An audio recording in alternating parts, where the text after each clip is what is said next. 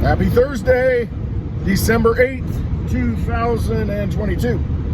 I just got done at the coffee shop. I make my coffee at home. All right, I just want black coffee. And for a long time, I didn't even drink coffee.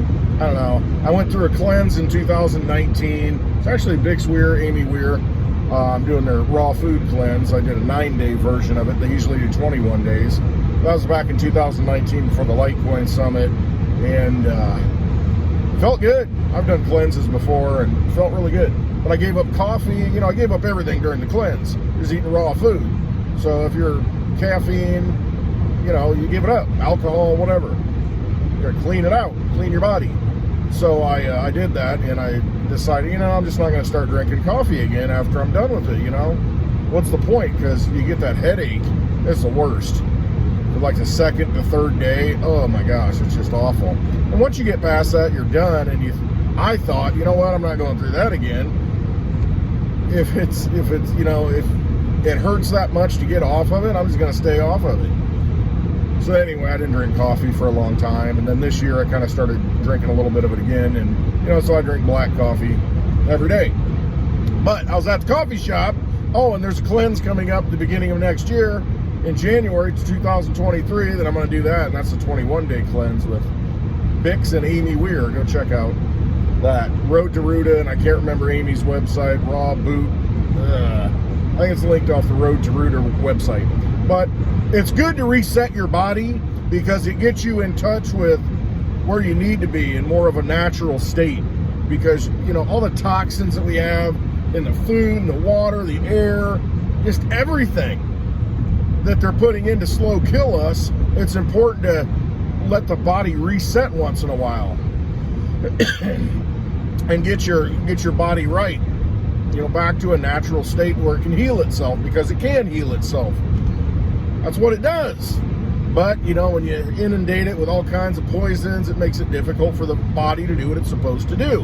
And you end up getting cancers, and you can't fight them, and you die. Anyway, so it's good to cleanse. It gets your mind right. You know, it also reconnects your spirit, your mind. You think clearly. You'll start to smell things that you didn't smell before. Like, I have the hardest time smelling skunk. You can't smell it. Once in a while I'll get a whiff of it, then I know, oh, that's got to be a strong one. But my wife's like, oh my God, that skunk, and I don't smell it.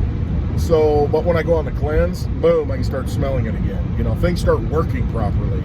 You know, so if that works properly, maybe the rest of the body starts working properly, and maybe you can fight off infections and diseases and get your mind straight and make better decisions. So anyway, enough about the cleanse. This all started because I stopped at a coffee shop. And the reason why I stopped at a coffee shop today in town is because my wife was working today, and I thought, oh, I'll get her a coffee. Oh, it's got to be it's got to be this thing I can't even pronounce, but I got it, ordered it, and they forgot to drizzle honey on top of the freaking whipped cream, like I said, and I'm just like, they're busy. I already waited like 10 minutes for the thing, and I'm just like, forget it. I'm not dealing with it. I'm just not dealing with it. You know, and that sucks because, you know, the coffee's like $6 with tax and everything, which is ridiculous, but whatever, you know, it's like, hey, you know. So I got the coffee, and you know, when I walked out, I realized they didn't put the honey drizzle on top of it, and I'm just like, oh boy. And you know, as I was in there, I had to wait at first when I came in because there's only two girls working in there, and one of them has to take the order at some point. And I see people walking in, and they're picking up their to-go coffees. They have a shelf there where you can just walk in and grab your coffee. And these people are ordering it from the app, and I'm like, okay, these coffees are getting out. These coffees are getting there. But me, I got to wait for someone to take my order. And I start, you know, it's so obvious how much more efficient things can become and why people definitely want you, why businesses definitely want you ordering from the app. And I'm more apt to do that nowadays. So next time, I'm telling my wife, download their freaking app, get your order in, I'll go pick it up. And then that way, it's on the screen, it's exactly printed out how you want it, because it's lost in translation, I'm telling you. What happens is the lady taking the order and the lady making the order, they're different. And so if she doesn't put that order in correctly, it's not going to come out on the ticket right. You know, extra honey. Well, there's extra honey in the coffee, but not on the drizzle. On top. But if you order it through the app, then you can specifically do it the way you want. And that's the way it shows up. And there's less likelihood that they're going to screw it up, in my estimation. And I'm not going to be waiting there for someone to just basically take my order and pay. Seems kind of ridiculous now that you don't really need to do that. I mean, you can do it all on an app and pay digitally. Pay with digital money. Pay with Litecoin. But, I mean, you see, that's where digital money is so important. You need digital money, unlike Visa, MasterCard that charge these vendors the fee, a cheap form of digital money, and Litecoin's really cheap, less than a penny per transaction. So it just makes sense. And then also while I'm standing there waiting, there's this old guy talking to another old guy. It's like, oh yeah, that's that ATM over there. They got Bitcoin. They got Ethereum on that one. And I'm like, listening, and I'm thinking, dang, this guy's like, I don't know, 75 years old. And they're talking about crypto.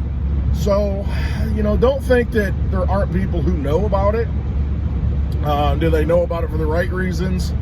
Hard to say. But the fact is, you know, given the situation that I went through in the coffee shop, it just makes sense to have digital money that works. And you're done. You know, it's just a very efficient way to pay. It's done. You know, you got a receipt on the blockchain that you paid it.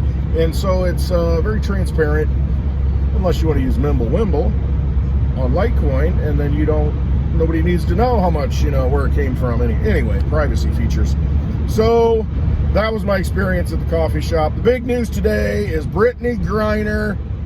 She's going to be released, or has been released from Russia in exchange for like a Russian arms dealer, you know, that supplies a bunch of weapons to people that, you know, in direct trade, you know. So Brittany Griner gets out and this arms dealer gets free, and they're just making a prisoner swap. Meanwhile, Paul Whelan is, you know, a businessman, is I think a former Marine too, is stuck in Russia, and, you know, nothing was done about that. But the high profile person is now free. That's just the way things work, I guess. You know, you have to make a big, I don't know, make what you will of it, but it's just, you know, you've got people who are, you know, legitimately, they've been in there for years, and, I mean, what did they do wrong? Well, not that Brittany Griner did anything wrong. I mean, I think it was kind of a stupid charge, but, you know, it's their law, and, you know, there's a lot of politics involved in it, because that's what it is, you know. Okay, they got an arms dealer, or, you know, arms trafficker out now, Russia. Putin got his way. But, I mean, you know, you look at the decisions that are made and who's deserving of getting free. You know, did they work hard enough for the other people who are in there? I mean, there's somebody else, and I can't remember who it is being held hostage, basically, in Russia. I don't know. It's just the politics of it, and Biden gave his speech today, and I mean, how do you justify one life over the other, I guess? You know, one person over the other. But obviously they did it. You know, anyway. Speaking of the military, you've got the vax.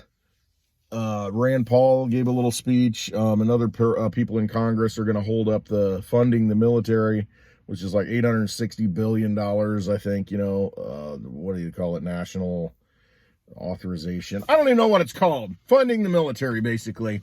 And there are senators, congressmen who are saying, nope, not going to sign off on it until you drop the mandatory prick that you've been requiring for our soldiers. They don't want to get it. They don't need to get it. And Rand Paul cited, you know, hey, you know, it's shown that now the prick causes heart inflammation and causes myocarditis. You know, it's problematic, especially for young men. And so you got all these men in the military, majority, you know, in the military, all these young guys going in, and you're going to force them to get it. I mean, the stuff isn't even approved. It's still emergency use authorization. I mean, the side effects are becoming well known. I mean, you're seeing people like space out and die sometimes on live TV. I mean, how do you remember a time like this? I don't. I mean, you know, once in a while something might happen like that, but just the other night, the Atlanta Hawks, I don't know, basketball, the announcer, he just, you know, doing this and slumps over. And I'm like, I don't remember seeing this so often. And it's out there everywhere now.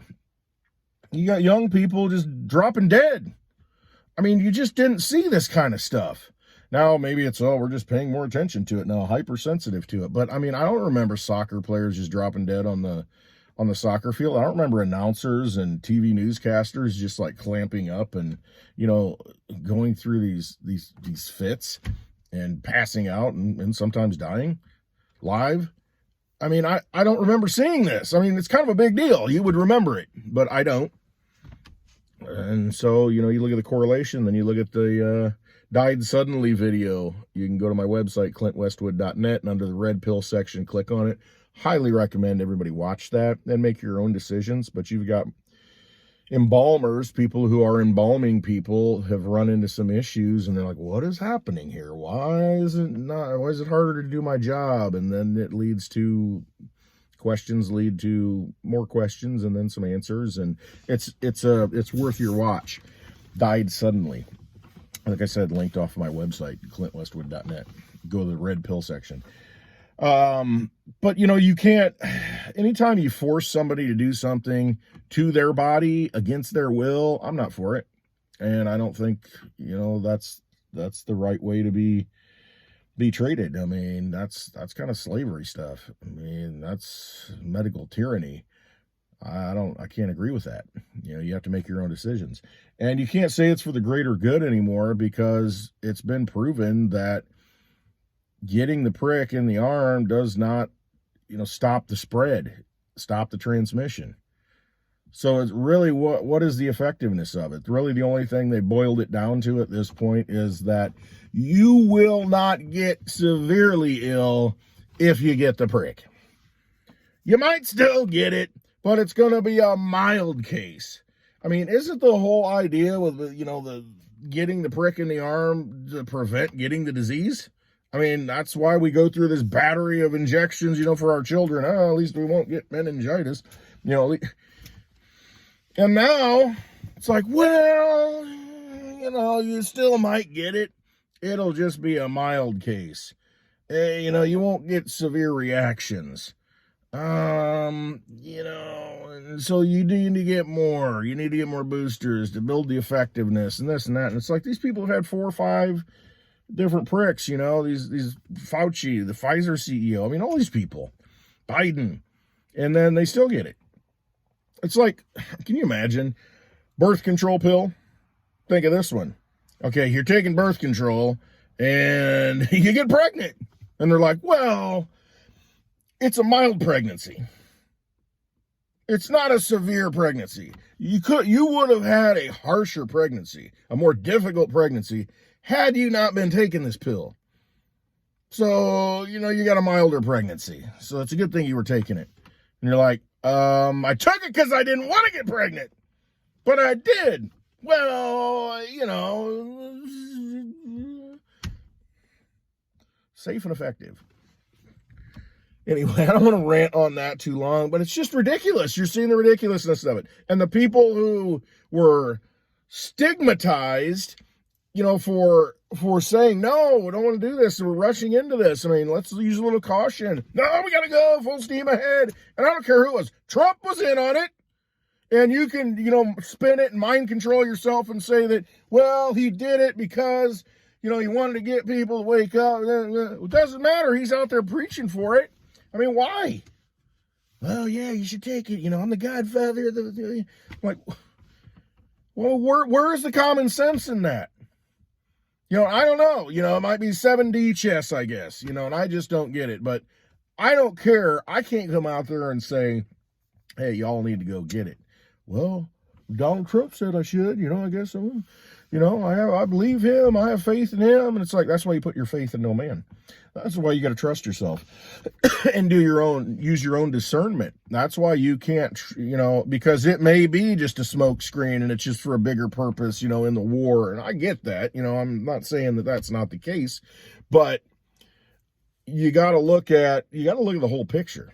I mean, you know, you can't say, okay, well, this person, look, he's got a picture with Epstein and, you know, he's bad. And then you look at, you know, well, Trump's been taking a picture with Epstein. Well, he's good. And Trump's laughing with the Clintons. Does that mean he's okay? Or does that mean he's bad? I mean, you know, you got to use discernment. Because, you know, first of all, you could be, you know, any kind of celebrity is going to get pictures with some nefarious characters unknowingly. You know, you come up, hey, let me get a picture. Okay, yeah. And the next thing you know, you're associated with them. It's like, there's that one picture. I didn't even know who the guy was. And so you got to look at the whole picture, and you got to look at what they do and what their actions are and what they're involved in. And, you know, some people were on the flight, you know, 37 times, you know, and then other people weren't. So, you know, anyway. Yeah, you gotta trust yourself. You don't just blindly accept what people say, because sometimes they say things that they really don't mean for other reasons. You got to look at what their actions are. You look at what they do, what they've implemented, you know, what actions they have taken. And that's why it's so important to trust yourself. You know, don't believe those people.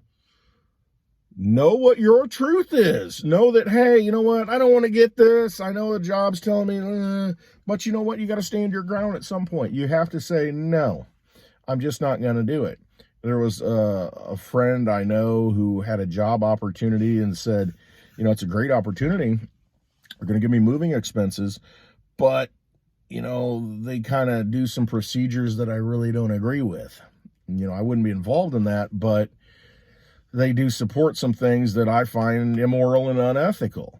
So I don't know that I can take that job. You know, and you gotta trust yourself. You gotta say, you know what, it's just not worth it to me. I don't want to give my energy to that. I don't want to give my energy to something that I don't believe should be happening. And that's how you fight. And that's how we win.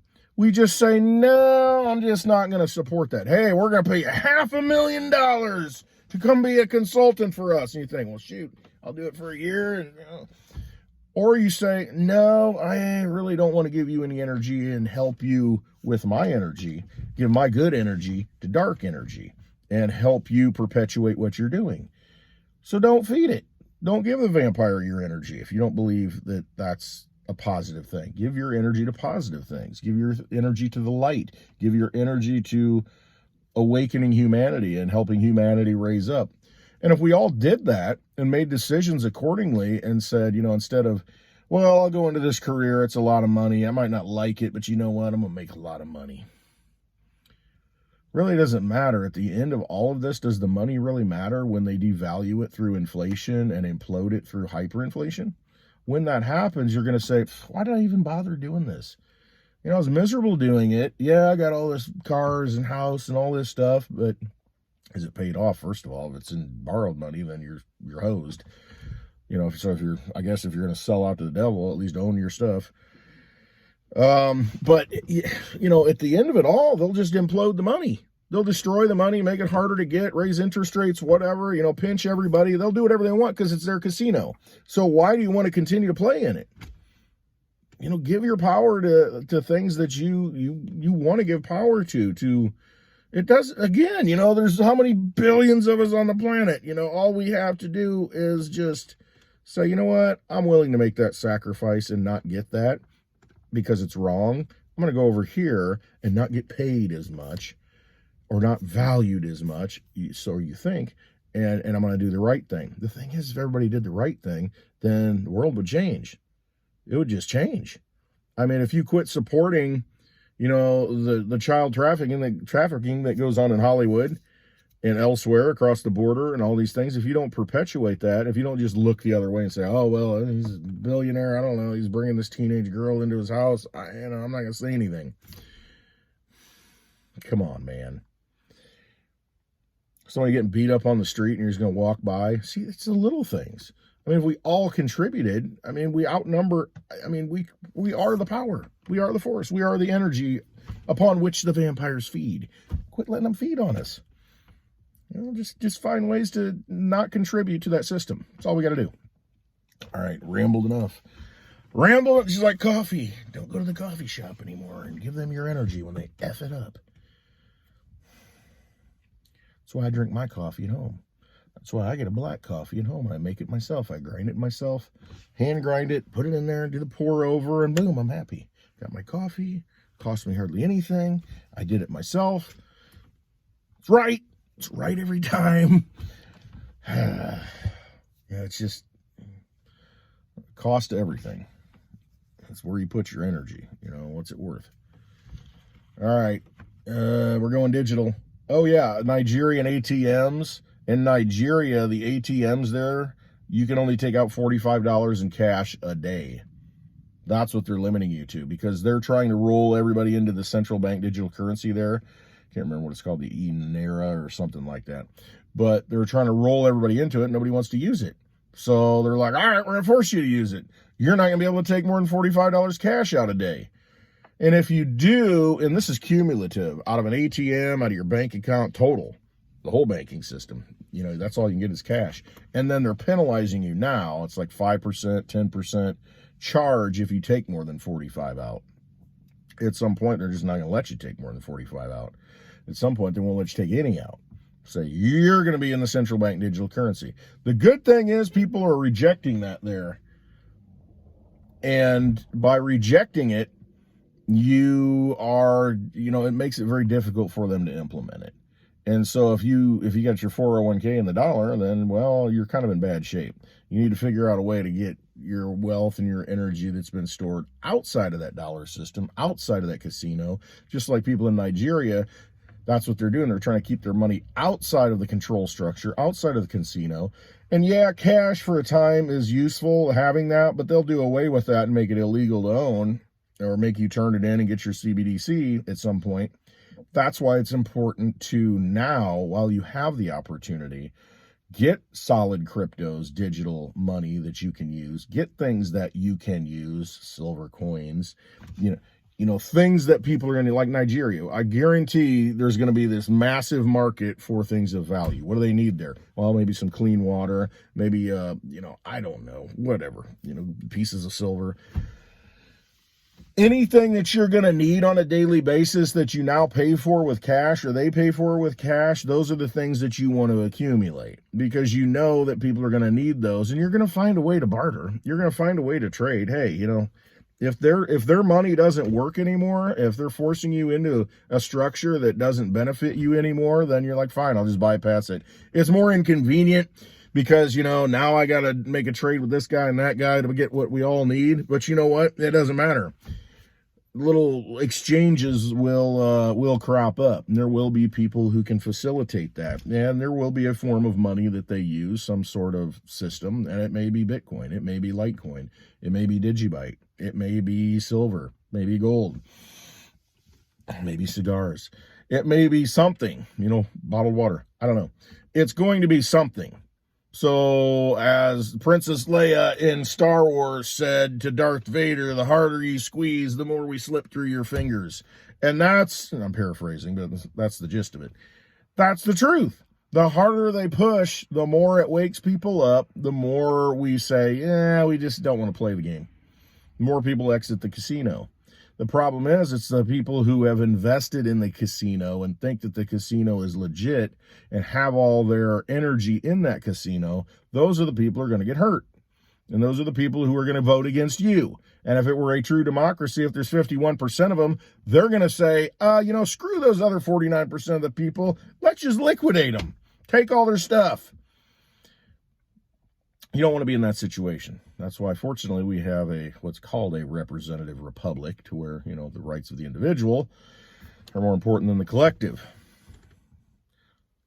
But you got to make decisions if that system doesn't work anymore, So look at Nigeria and look at what's coming there, and that's a good test case. They want to implement that here. And look out for next week. I don't know what's going to happen. Cliff Eye and his prescient computer data, which has been pretty good in the past as far as picking up emotional spikes in humanity through language. Next week, in the middle of the week-ish, there is supposed to be something a lot bigger than the FTX crash that happened a month or so ago, about a month ago. So be prepared for that. It's good to, if you just have some cash on hand, basically have all your resources in your possession, and only use the system to, facilitate what you have to do in the system. And that's it. Have ownership of your possessions. Keep your Litecoin in your own wallet. Keep your silver, your gold, your cash in your possession. All right. Stay safe, trust yourself, use discernment in these times, and look into Litecoin. Understand what it is, understand the power that it has, the sovereignty that you have in your possession, that you can transfer energy, your wealth, peer-to-peer, person-to-person, outside of a bank, outside of a central government. They don't have control over it. It is a network that we choose to participate in, and it's been running for over 11 years, gaining strength, never gone down, never failed. Only so many of them to go around, only enough for a quarter of a Litecoin per person in the United States. But since it's a worldwide currency, there's only enough for 1/100th of a Litecoin per person in the world. Scarce asset, sound money for the digital age, a tool we can use. It's something that we should definitely take a look at in this war against the vampires.